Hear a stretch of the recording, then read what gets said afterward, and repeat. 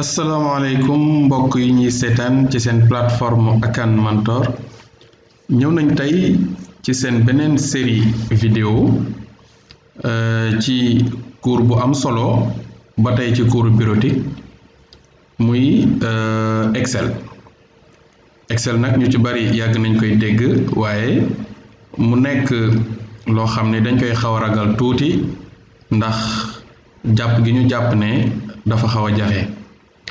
loolu moo tax tey ginnaaw bi ñu jeexalee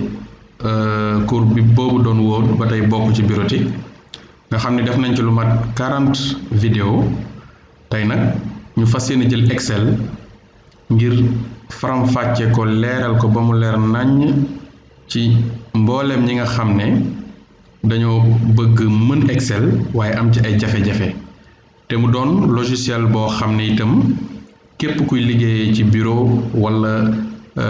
ngay liggéey feneen fu sax ci bureau da nga koy soxloo tout le temps comme ni ngay soxloo Word Excel itam maanaam moo ëppati solo ndax moom lim la mën a may dafa bari lool. Excel nag ngir ñu wan leen logiciel bi donc moom ak package bi nga xamante ni mooy package Office bi ñooy ànd maanaam fi ngay amee Word rek foofu ngay amee Excel ndax benn package la moom moo tudd Microsoft Office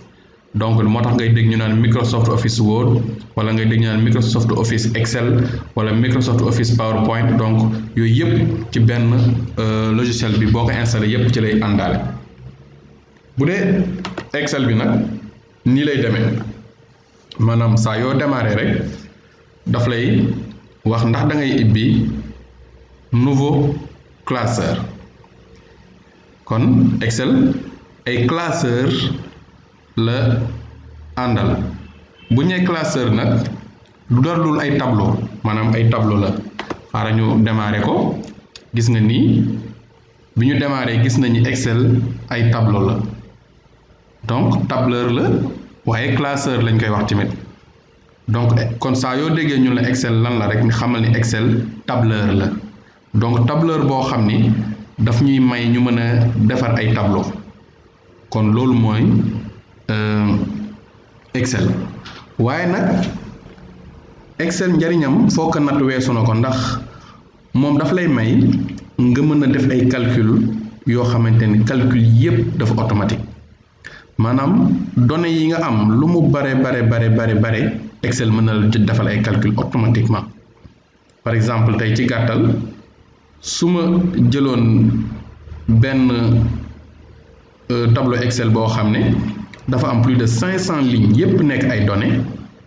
Excel moom benn ligne rek ngay def calcul daal ni ko mu répercuter ko ci yeneen lignes yépp mu daal di koy def automatiquement appliqué wu ci mbooleem lignes yi 500 lignes yi nga xam ne yépp maanaam mi ngi ci sa biir tableau waaye njariñam yamul foofu rek Excel moo lay may nga mën a analyser ay données yi lu mu bare mën nga leen analyser maanaam nga def lu mel na mën a trier données yi wala sax nga filtrer données yi wala nga créer ay graphique ndax moom daf lay may nga créer ay graphique waaye daf lay may aussi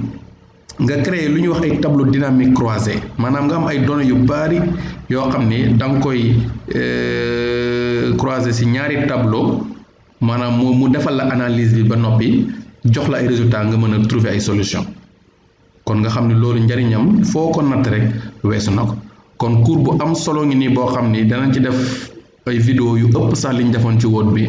ndax Excel bi ñu bari dañoo jàpp ni dafa xaw a jafe moo tax ñu bëgg ko faram-fàcce leeralee ko noo xam ne dinañ fexe ba kenn ku ci ne mën ci gis boppam. kon li ñu njëkk a wane tey ci cours bu njëkk bi mooy maanaam yu ci bari sax duñ leen ko jàngalaat ndax bu ngeen xoolee tuuti gis ngeen ne moom ak Word xaw nañu am tuuti maanaam niroo maanaam ci kaw fii nga xam ne par exemple gisoo yii nga doon gis onglet yi ay gras italique souligné yii yépp tey bari na ay boutons yoo xam duñ leen ko wanaat ndax ci Word jàngal nañ leen ko ba noppi kon dañ leen wan rek aperçu ngir ngeen xam maanaam lan moo contenir Excel nga gis ne kon ci tàmbali am na ay onglet comme niñ ko gisee woon ci ruban bi nekk ci Word am nay onglet par exemple onglet fichier bi donc pour booy créer document bu bees donc enregistrer su yëpp jàngaloon nañ leen ko ci Word bi donc bu dee ku bees la mën na xool document Word bi cours bi ñu defoon ci Word dina comprendre yooyu yëpp waaye kon onglet boobu loolu la lay may bu la neexee créer nouveau tableur Excel donc loolu mooy onglet bu njëkk bi. Deuxième onglet bi mooy accueil donc onglet accueil mooy moo lay may nga mën a personnaliser maanaam sa melokaanu case yi maanaam ndax Excel dafa am lu ñu naan ay case gis nga lii case la yëpp ay case la donc su bëggee personnaliser say case changer couleur yi def ci ay texte personnaliser texte beeg def ci fond et cetera yooyu yëpp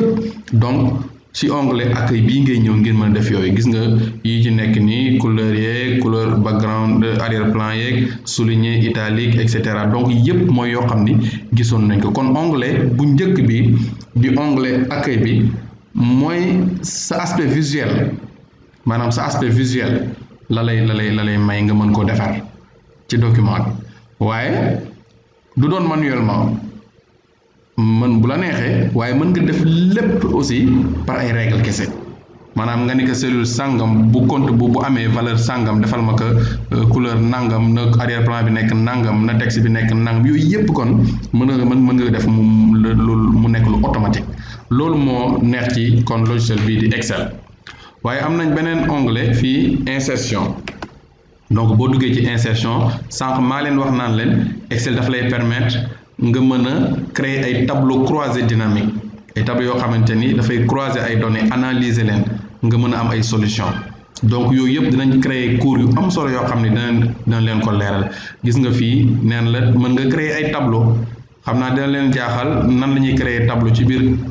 Excel déjà ay tableau la nga bëgg créer beneen tableau ci biir yooyu yëpp dina leen wax kañ nga koy soxla ak lan mooy tax nga war a mën a créer ay tableau yëpp dinañ def ay cours mën nga insérer ay images comme ni ñu leen ko jàngale woon ci Word bi mën nga insérer aussi ay images en ligne comprendre donc fii yëpp boo xoolee mën nga def ay graphique